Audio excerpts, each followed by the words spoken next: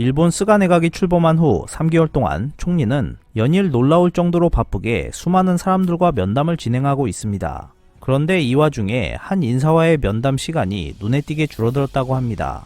그 인물은 총리관저 위험관리의 키맨인 오키다 요시키 내각위기관리감독관입니다. 위기관리의 수장을 한 나라의 총리가 멀리하는 이 상황이야말로 스가 관저, 나아가서는 일본 정부의 문제점을 명확하게 보여주고 있습니다. 그렇다면 도대체 어떤 것이 문제인지 궁금해집니다. 사정은 실9 감염증 대책에서의 종적 관계 행정 문제에서부터 나아가 디지털청 설립 문제 등과 밀접하게 관련되어 있으며 일본 정부의 위기관리에 대한 취약함을 보여주고 있다는 것입니다. 피커TV에서 자세한 내용 전해드리겠습니다. 일본의 위기관리 감독관은 테러부터 대규모 자연재해까지 다양한 위기에 대응하는 관저 직속 직원입니다. 실9 감염증이 급속하게 확산하는 위기 상황에 대해서도 오키타 등 위기관리 전문가들은 2009년 신종플루 대응에 대한 반성에서 이후 연구를 거듭해 왔습니다. 그러나 아베 전 내각 때부터 이미 감염증 대책의 사실상 정부 최고 의사결정기관이었던 관저와 각 부처 수장의 어전 회의에서도 오키타는 일찌감치 제외됐습니다. 왜냐하면 일본 후생 노동성이 실9 감염증 초기 단계에서 확산에 대한 상상력 없이 그것을 단순히 전염병으로 취급했기 때문입니다. 당시 이마이 총리 보좌관의 주도하에 크루즈선은 후생 노동성, 자국민 보호는 외무성, 경기 대책은 경제 산업성이 담당하는 식으로 감염증 대책은 수직적으로 이루어지고 있었습니다. 게다가 후생 노동성의 일방적인 통보 행정이 지방자치단체의 보건 의무 부서의 업무를 기능 정지 상태에 빠뜨렸고 그 사이에도 급속히 확산되는 감염증으로 의료 현장은 몇 번이나 붕괴 위기에 빠졌습니다. 이러한 종적 행정과 기득 권익의 악폐로 감염증 대책을 주장하는 오키타 등 위기관리파는 후위로 밀려났던 것입니다. 게다가 스가 내각이 출범하면서 감염증 대책의 역할이 다시 각 부처로 재분할됐습니다. 의료 대책은 후생 노동성, 경제 대책은 스가 총리 직할로 카지야마 경제산업상과 아카바네 국교상이 담당하고 노가미 농림수산부 장관은 고투 캠페인에 동원되었습니다. 또한 스가 총리는 내각 관방에 실9 감염증 대책 추진실을 설치하더니 이번엔 똑같이 내각 관방에 실9 감염증 사령탑역에 감염증 심의관 자리 신설을 검토 중에 있습니다.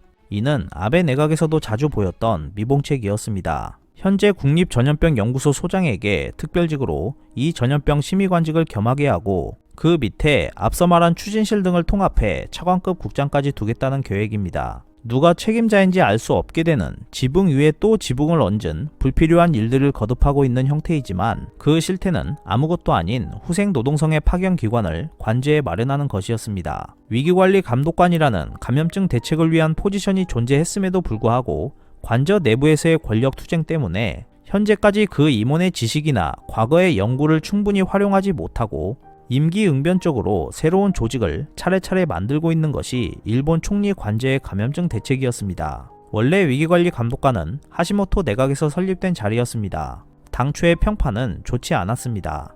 관방장관에게 권한이 집중되어 있으면 된다든가 수상의 느낌을 연출하기 위해서 이용되고 있다든가 하는 평가도 있었습니다. 그러나 이후 대지진의 위기가 닥쳐와 복합재해의 위험성이 높아지고 감염증의 전국 확산이 현실화되면서 이런 사태에 종합적으로 대응하는 위기관리 감독관의 역할은 더욱 중요해졌습니다. 하지만 스가 총리는 이러한 감독관의 역할을 외면하고 있습니다. 이와 더불어 스가 정권에서 더욱 심각한 것은 사이버 대책입니다. 일본의 사이버 보안이 후진국 수준이라는 것은 국내외에 널리 알려져 있습니다. 사이버 테러와 악성 코드에 대응하기 위한 위기관리 강화 방안으로 2013년 내각정보통신정책감 직위가 신설됐고 내각 사이버 보안센터도 새로운 모습으로 탈바꿈했습니다. 그러나 이 조직에 인력과 투입된 자원이 턱없이 부족하다는 것은 일본 정부 관계자들 사이에서 잘 알려져 있습니다. 현재 일본은 사이버 공간에서 테러 전쟁이 활발히 진행되고 있는 시대에 악성 접속을 모니터링할 정도의 권한과 인원밖에 없다는 것입니다. 원래대로라면 여기에서도 역시 위기관리 전문가가 사령탑이 되어 인력 확보나 자원 투입 등을 통해 대책을 강화해야 할 시점이지만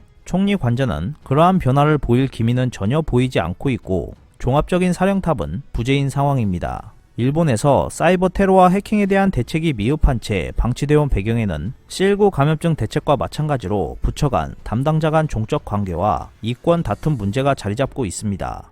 요점은 안보 치안 중시의 사이버 규제 강화파의 경찰청과 방위성 및 IT 성장 전략의 규제에 반대하는 총무성, 경제 산업성 등의 정책 관청과의 줄다리기가 반복되어 왔다는 것입니다. 게다가 최근 불거진 문제는 사이버 대책이 전혀 불충분한 이런 상황에서 스가 내각이 내년 9월에 디지털청을 신설하려고 한다는 점입니다. 디지털청은 마이넘버 카드 업무를 관할하며 장기적으로는 건강보험증 등의 개인정보뿐만 아니라 법인, 토지 등의 비즈니스에도 활용할 수 있는 데이터 전략을 수립하고 있습니다.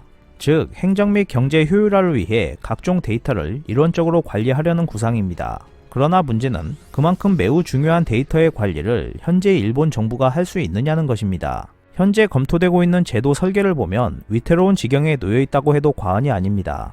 우선 식약청의 고위직 인원이 최고 정보 관리 책임자 자리에 배정되는 형태로 디지털 관청을 신설할 계획이라고 합니다. 지금까지 일본 정부의 최고 정보 관리 책임자는 리코 전 회장 엔도 코이치를 시작으로 2대째 재계 출신자가 차지해 왔습니다. 이들은 위기 관리나 사이버 보안에 대한 고도의 전문적인 지식을 갖춘 최고 경영자라고 하기 어렵고 충분한 사이버 대책을 펼칠 수 있는 인재라고 보기도 어렵습니다. 또한 디지털청은 직원도 민간에 위탁하여 대량 채용할 방침인 것으로 알려지면서 기업의 직원이 그 회사를 떠날 때 기밀이 유출되는 문제와 같은 위험이 발생할 것이라는 우려가 커지고 있습니다. 이러한 상황을 간과한 채 스가 총리의 큰 호령하에 일본 국민의 여러가지 데이터에 대해 유연한 운용이 가능해지면 마이넘버 제도에 관련되는 개인정보 유출이나 누설이 일어날 가능성은 커지게 될 것입니다.